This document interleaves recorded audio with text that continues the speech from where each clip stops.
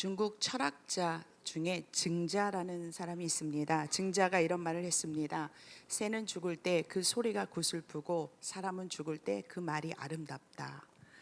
사람이 죽을 때 남기는 말 바로 유언인데 증자는 이 유언이 아름답다고 했습니다. 그래서 시대를 이끌었던 유명인들은 어떤 말을 남기고 갔는지 한번 찾아봤습니다. 죽음 앞에서 이 땅에서의 삶이 아름답다 그렇게 말하고 간 사람들이 있는데요. 공자는 이렇게 말했습니다. 지는 꽃잎처럼 현자는 그렇게 가는구나.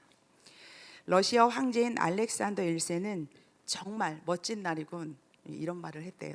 그리고 그 철학자 비트겐슈타인은 좋습니다. 나는 멋지게 한 세상을 살다 간다고 나의 친구들에게 전해 주십시오. 마음이 편안합니다. 라고 말했다고 합니다.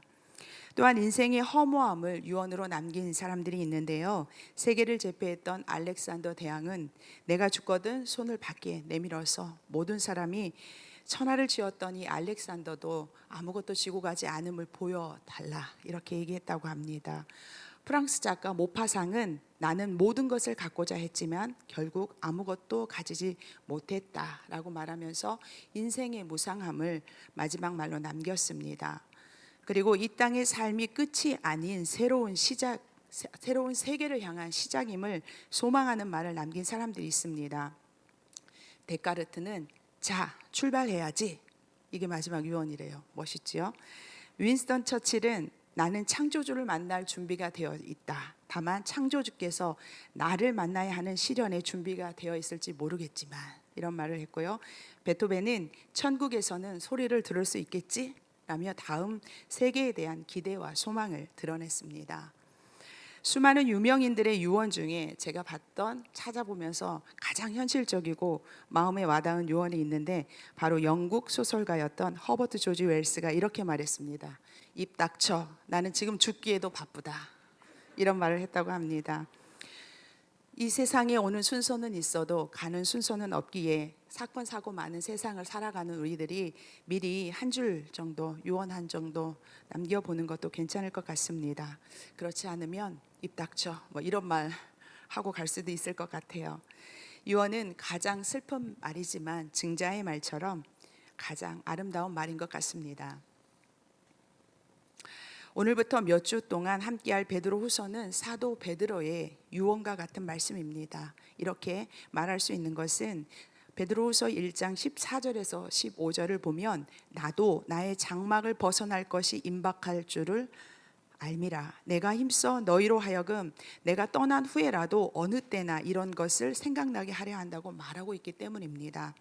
나의 장막을 벗어날 날이 임박한 줄 알았다는 말은 자신의 죽음이 가까이 왔음을 느끼고 있다는 말입니다. 로마의 대대적인 박해가 시작되었던 네로 황제 때 바울과 베드로가 순교했습니다. 베드로후서는 박해로 인해 이 베드로가 로마 감옥에 갇혔을 때 쓴 것으로 죽음의 순간이 다가옴을 느낀 베드로가 자신이 떠난 후에도 초대교회 성도들이 꼭 알아야 할 것을 일러두기 위해서 편지를 썼습니다. 그러면 베드로는 마지막까지 무슨 당부를 하고 싶었던 걸까요? 우리는 몇 달 전 베드로 전서의 말씀을 나누었습니다. 베드로 전서는 기독교 박해로 인해 고난받는 성도들이 믿음을 버리지 않도록 하기 위해서 권면했던 편지입니다. 혹독한 박해를 가하는 그 사람들을 미워하지 말고 오히려 그들에게 선을 베풀고 그리스도인으로 받는 이 고난을 부끄러워하거나 두려워하지 말고 장차 임할 영광을 바라보라며 그렇게 견뎌내야 된다고 베드로는 당부했습니다. 그러나 몇 년 사이 소아시아의 교회들은 또 다른 문제에 봉착했습니다. 박해에도 불구하고 복음은 사라들지 않았고 오히려 교회를 떠났던 사람들이 다시 들어와 거짓 교리로 성도들을 미혹하는 일이 생겼습니다. 모진 박해로 감옥에 갇힌 이 베드로는 순교를 예감한 급박한 이러한 상황에서 소아시아 교회들을 향해서 두 번째 펜을 들 수밖에 없었습니다. 거짓 선생들의 정체를 밝히고 그리고 그들이 왜곡시킨 교리를 바로잡아 온전한 신앙 위에 바로 설 것을 촉구하기 위해서 이 베드로 후서를 쓰기 시작했습니다. 베드로 전서가 기독교 신앙에 대한 로마 제국으로부터의 박해, 즉 외부로부터의 공격이었다면 베드로 후서는 교회 안에 침투한 이단으로부터의 공격, 곧 내부의 분열이었습니다. 이러한 문제의 변화는 바로 교회를 무너뜨리기 위한 사탄의 전략의 변화였습니다. 그냥 일어난 일이 아니었습니다. 사탄은 예수님을 십자가에 못 박아 죽이면 그것으로 자신이 승리할 것으로 생각했지만 죽음을 이기고 부활하신 예수 그리스도를 이길 수는 없었습니다.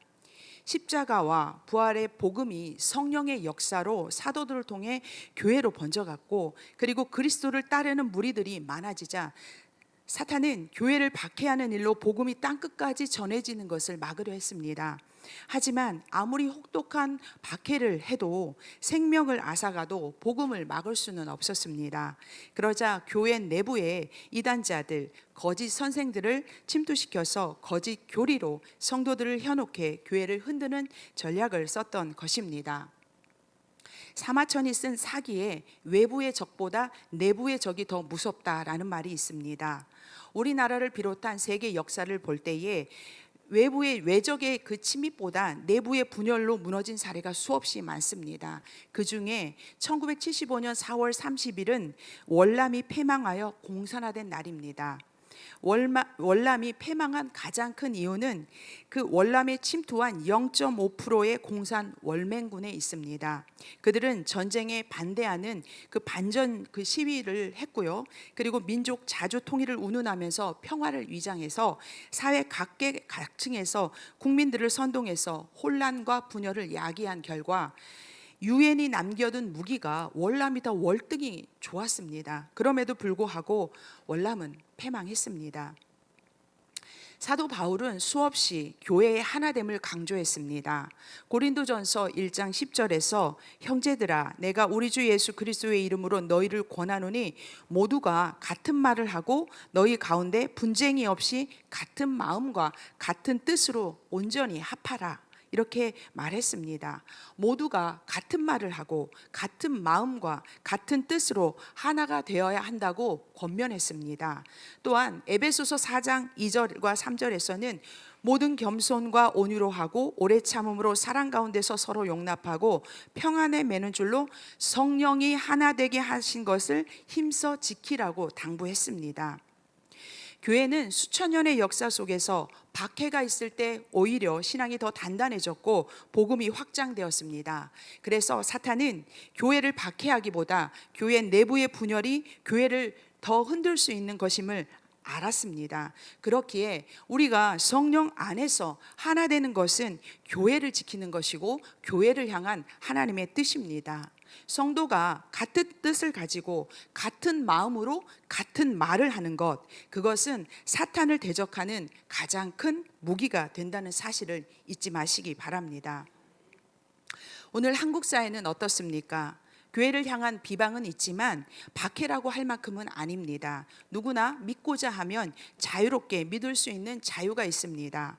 그러나 한국 사회는 그 어느 때보다 이단, 사이비로 몸살을 앓고 있고, 이들이 정통 교회에 침투해서 기존 신자들을 현혹하고 있는, 마치 베드로후서를 받고 있는 이 초대교회의 어려움과 같은 문제를 우리도 겪고 있습니다. 이러한 때에 베드로 후서의 가르침은 우리들이 눈여겨보고 그리고 새겨드려야 할 하나님의 말씀입니다. 우리는 거짓 복음을 은밀하게 가르치는 자들을 구별하기 위해서 바른 복음을 알아야 하고 그 바른 복음 위에 바로 서야 합니다.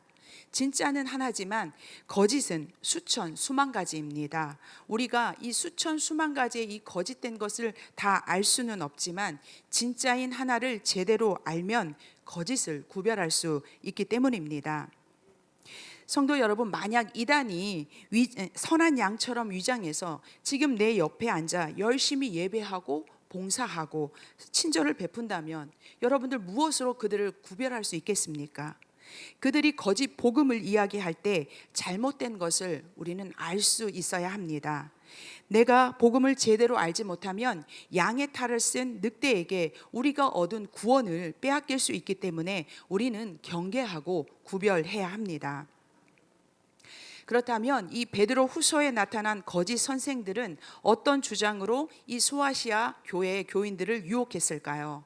먼저 그들은 자신을 죄에서 구원해 주신 예수를 부인하는 사람들이었습니다. 그들은 그리스도를 따르는 사람들이었지만 기독교의 이 신앙을 버리고 기독교의 도덕을 버리고 성적 부도덕을 받아들였습니다. 술 취함과 음란, 이러한 육체의 욕구를 만족시키는 일에 몰두했습니다. 그런데 이들이 다시 교회로 들어왔습니다. 이들이 주장하는 교리는 주님의 재림은 없고 심판은 절대 일어나지 않는다고 가르쳤습니다. 예수님의 승천을 목격했던 제자들은 하늘로 가심을 본 그대로 다시 오시리라는 이 말씀을 많은 사람들에게 가르쳤고, 초대교회 성도들은 자신들의 때에, 자신들이 살아있을 때에 예수님께서 다시 오실 것이라고 굳게 믿었습니다.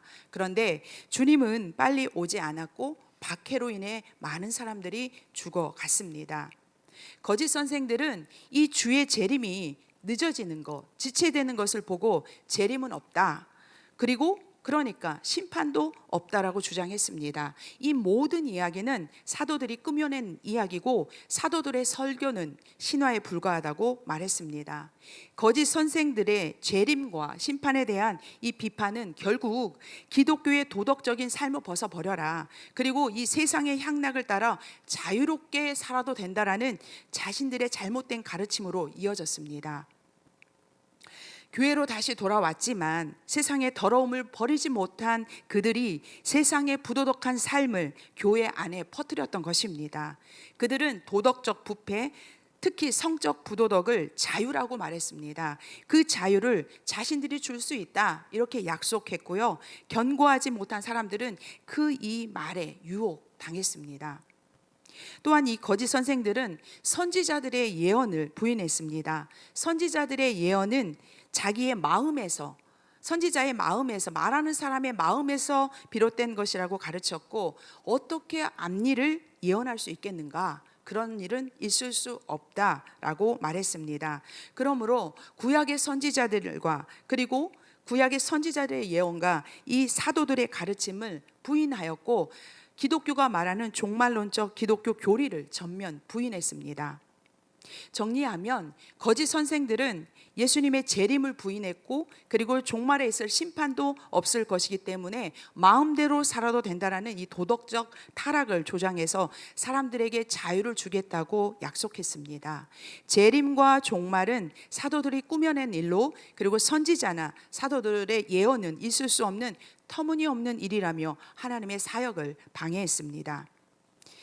성도 여러분, 지금 우리가 들으면 어떻게 이렇게 잘못된 가르침을 받아들일 수 있을까, 넘어갈 수 있을까라고 생각되지만, 이 거짓 선생들의 가르침은 교회 밖, 그 시대에 널리 퍼져 있던 시대 사상과 맞물려 있습니다. 젊은 성도님들은 그 에피크로스 학파라고 들어보셨을 것입니다. 저도 고등학교 다닐 때 이 에피크로스 학파가 쾌락주의라고 배웠던 기억이 있습니다. 헬레니즘 시대였던 이 당시는 금욕주의였던 스토아 학파하고 이 쾌락주의 에피크로스 학파가 시대를 이끌어갔습니다. 교회 안에 들어온 이 거짓 선생들이 에피크로스 학파는 아니었지만 그들의 주장이 이 에피크로스 학파와 이 일맥상통한 부분이 많습니다. 에피크로스 학파는 신은 인간사에 관여하지 않는다, 그렇기 때문에 신을 통해서 신이 사람을 통해서 예언하는 것은 없다, 이렇게 말했습니다. 신이 인간을 심판한 일은 그렇기 때문에 더 없다, 이렇게 말했고요. 또한 사람에게는 의지의 자유의지가 있는데 이 자유를 주장했습니다. 인간의 욕구를 성취하는 것, 이것을 가장 중요하게 생각했습니다. 거짓 선생들이 예수님의 재림과 심판을 부정하고 예언을 꾸며낸 것이며, 그리고 도덕적 타락으로 자유를 준다는 이야기는 사회에 만연한 쾌락주의의 한 부분이었고, 이 초대교회 성도들은 이러한 사회 문화 분위기에 노출되어 있었습니다. 생각해 보십시오. 교회 문만 열고 나가면 이렇게 자유와 쾌락을 당연시하는 그런 세상이었습니다. 그렇게 살아도 된다고 철학자들이 윤리를 만들어냈어요. 그리고 유명 인사들이 그렇게 사는 것이 진정한 행복이고 인간이 누려야 될 그런 자유라고 말했습니다. 다시 오실 주님을 기다리며 세상과 구별하며 살았던 이 성도들이지만 박해로 인해서 한 사람 한 사람 죽어가고, 그러한 현실과 그리고 재림이 자꾸 늦어지는 이 앞에서 흔들렸던 것입니다. 사탄은 거짓 선생들을 통해서 거 봐라, 재림은 없다, 다 거짓말이야 라고 기독교의 핵심인 종말론을 부인하며 타락과 방종으로 교회를 흔들었습니다. 이에 사도 베드로는 소아시아 교회에 불어닥친 이 교회의 문제를 듣고 자신의 사도됨을 근거로 해서 캄캄한 로마 감옥에서 사력을 다해 편지를 썼습니다.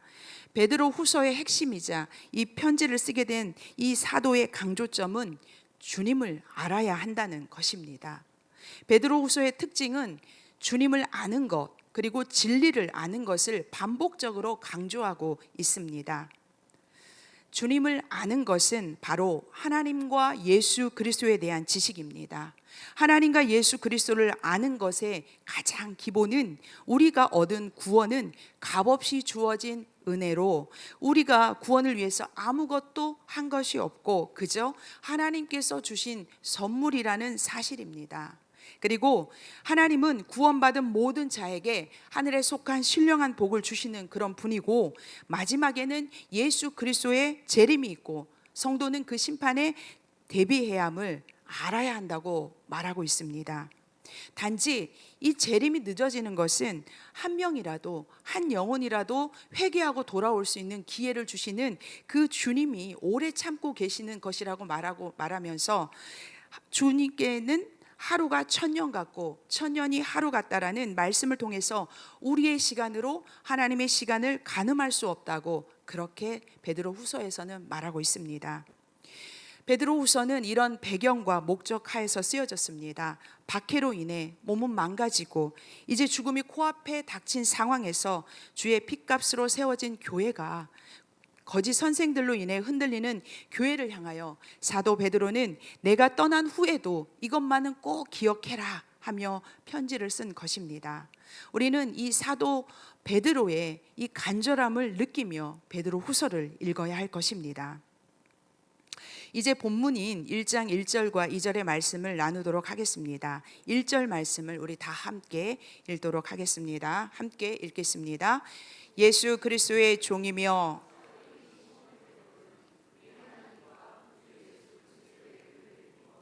동일하게 보배로운 믿음을 우리와 함께 받은 자들에게 편지하노니. 아멘. 사도 베드로는 자신을 예수 그리스도의 종이요 사도라고 소개하고 있습니다. 종과 사도, 언뜻 보기에는 상반되는 그런 개념처럼 보입니다. 성도에게 있어 사도는, 교회에 있어서 사도는 큰 권위를 가진 그런 직분이고, 종은 사회적으로 최하층에 있는 사람입니다. 베드로는 자신을 종으로 소개하는 것에서 우리는 겸손을 느낄 수 있지만, 사람이 아닌 예수 그리스도의 종이라 함은 하나님의 대행자로서 권위를 강조하고 있습니다.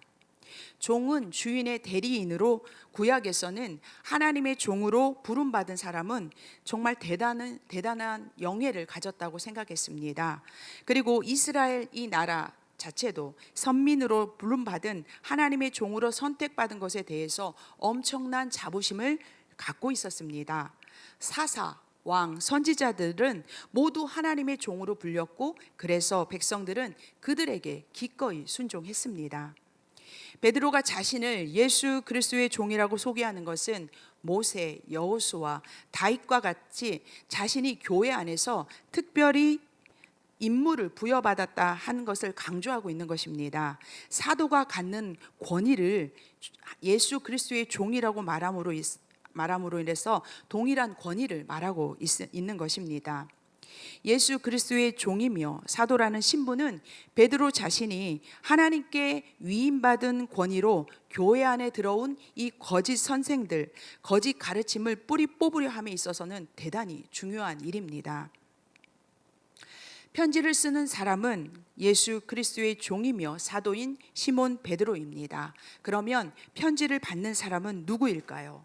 우리 1절을 읽었는데요. 1절 중반절부터 보면 우리 하나님과 구주 예수 그리스도의 의를 힘입어 동일하게 보배로운 믿음을 우리와 함께 받은 자들이 바로 편지를 받는 사람들입니다.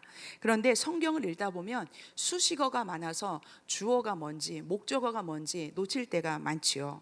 이 편지를 받는 사람을 요약해서 말하면 동일하게 보배로운 믿음을 받은 자들입니다. 사도 베드로는 동일하게 보배로운 믿음을 받은 자들에게 편지를 쓰고 있습니다.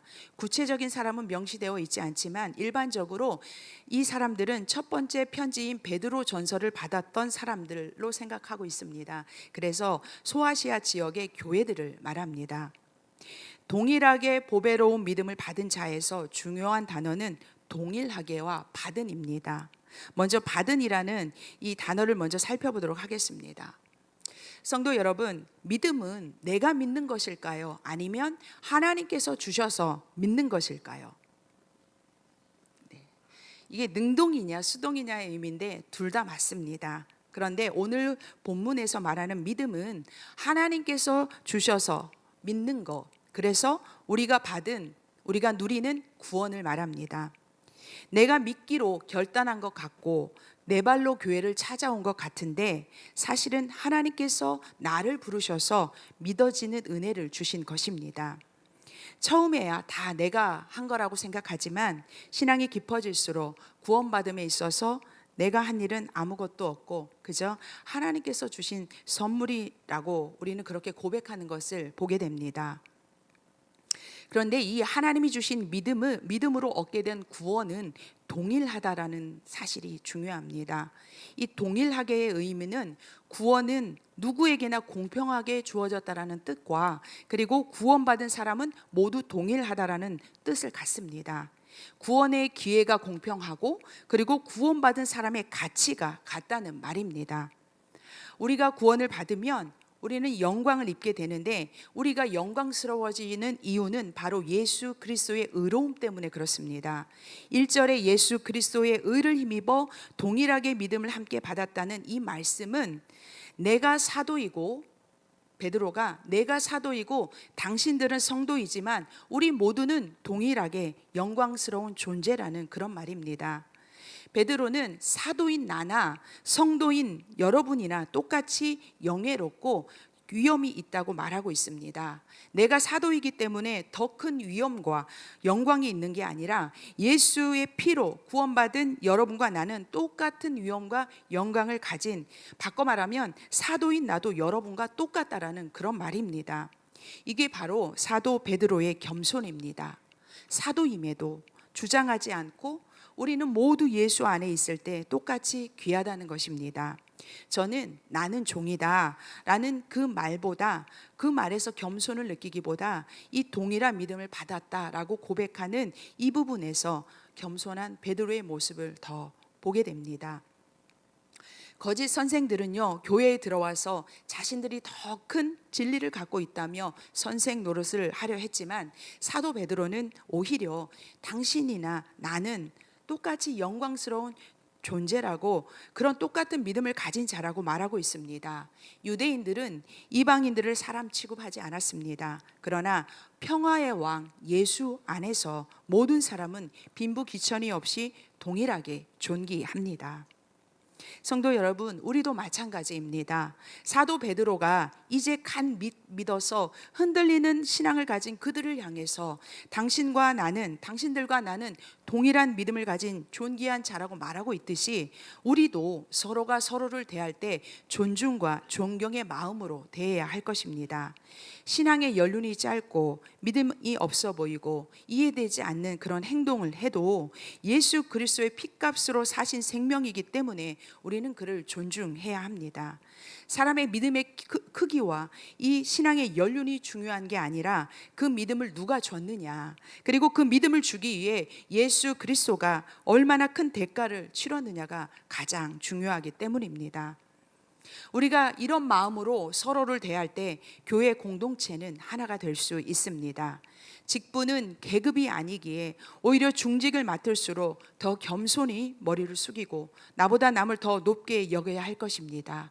또한 성도님들은 중직을 맡은 분들을 존경과 사랑으로 대할 때 바깥에서의 어떤 공격에도 교회는 진리 안에서 하나가 되어 든든히 맞서게 될 것입니다. 편지 첫머리에서 사도 베드로는 하나님이 주신 권위로 인사하지만 그 속에는 겸손의 마음을 담아 은혜와 평강이 넘치기를 문안하고 있습니다. 바울 사도도 여러 자신의 편지에서 은혜와 평강의 인사를 했지만 베드로가 오늘 본문에서 축복하는 이 은혜와 평강은 조금 다릅니다. 우리 다 함께 2절 말씀을 함께 읽도록 하겠습니다. 하나님과 우리 주 예수를 알므로 아멘. 헬라 사람들은 안녕하고 인사할 때요 카리스라고 했습니다.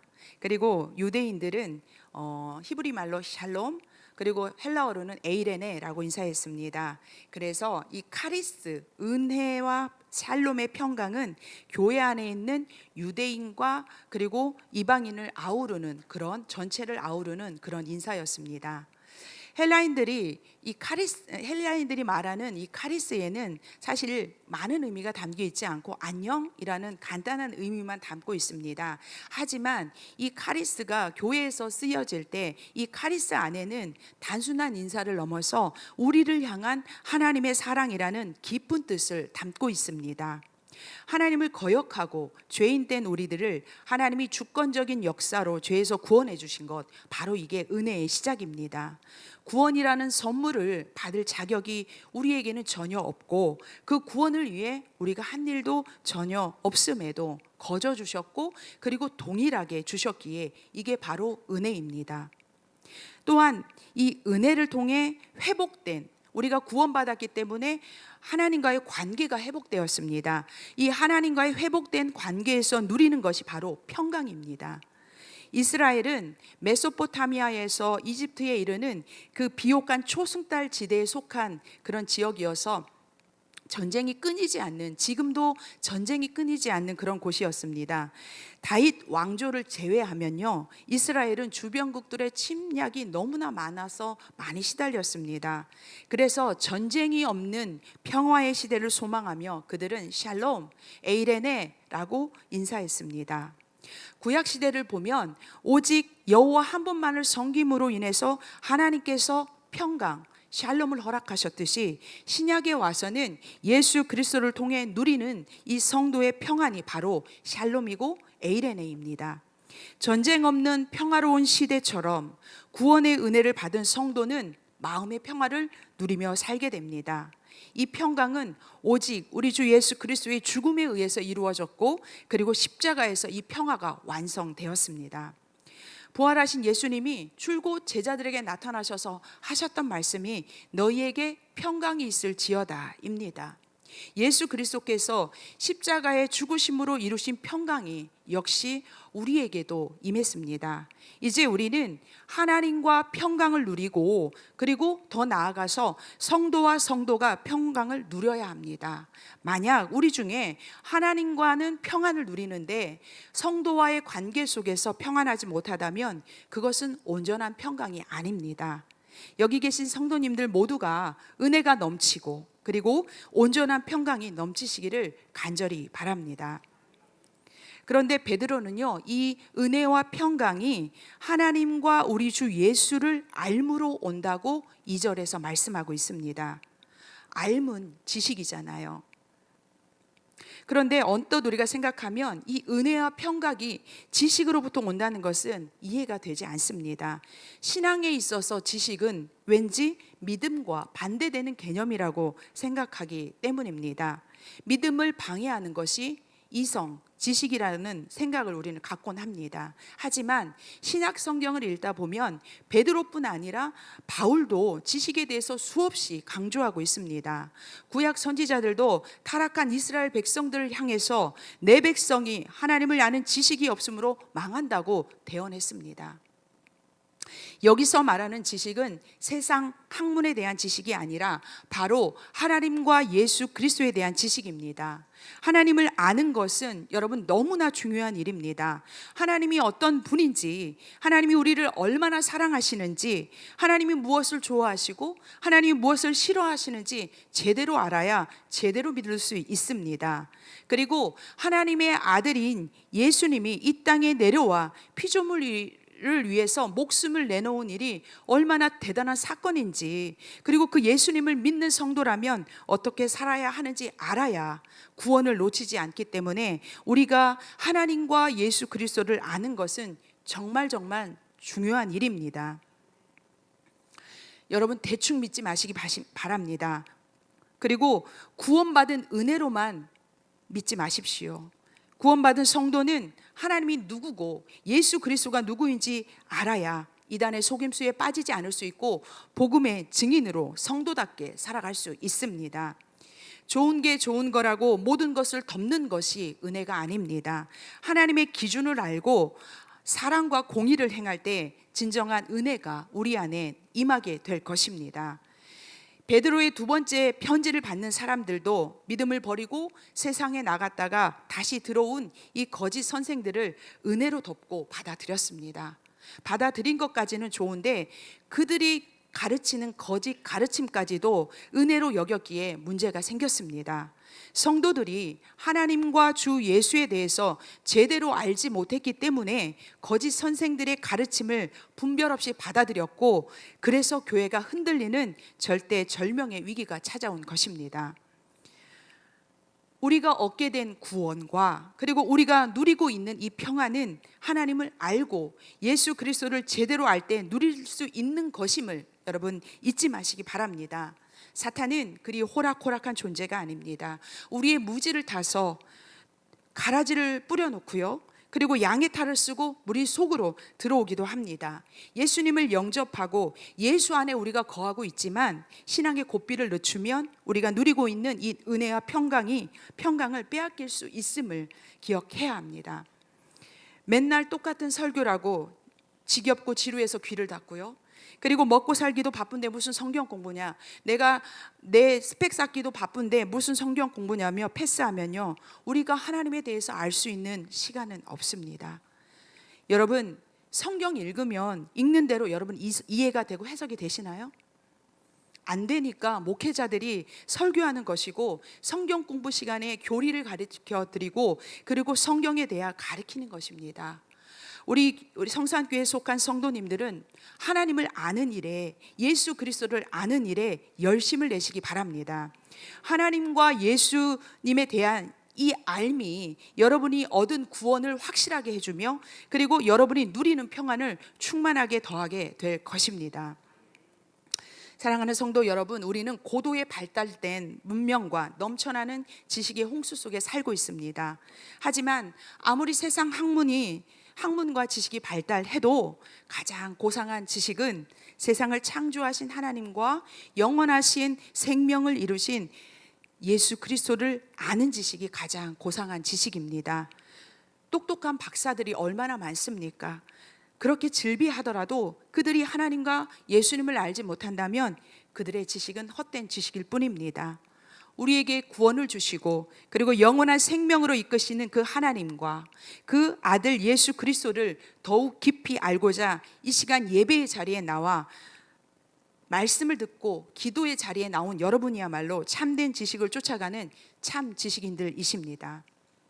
말씀을 정리합니다. 베드로후서는 로마 감옥에서 순교를 기다리던 베드로가 사도의 권위를 가지되 겸손한 마음으로 소아시아 교회에 들어온 거짓 선생들의 잘못된 가르침을 바로잡고자 쓴 편지입니다. 그의 첫 인사는 짧지만 깊은 의미를 담고 있습니다. 예수님의 공생애를 함께했던 권위 있는 사도가 이제 간 예수를 믿고 무엇이 진리인지 혼동하고 있는 이방인 성도들에게 예수 그리스도의 의로 구원받은 여러분과 나는 동일한 믿음을 가진 자라고 그렇게 겸손과 사랑으로 고백하고 있습니다. 베드로는 인간의 구원을 향한 하나님의 놀라운 계획과 예수 그리스도의 온전한 순종을 통해 이루어진 우리가 값없이 받은 이 구원이야말로 가장 큰 은혜이며 십자가의 은혜로 하나님과 평강을 누리고 성도 간의 화평의 은혜가 넘치기를 축복하고 있습니다.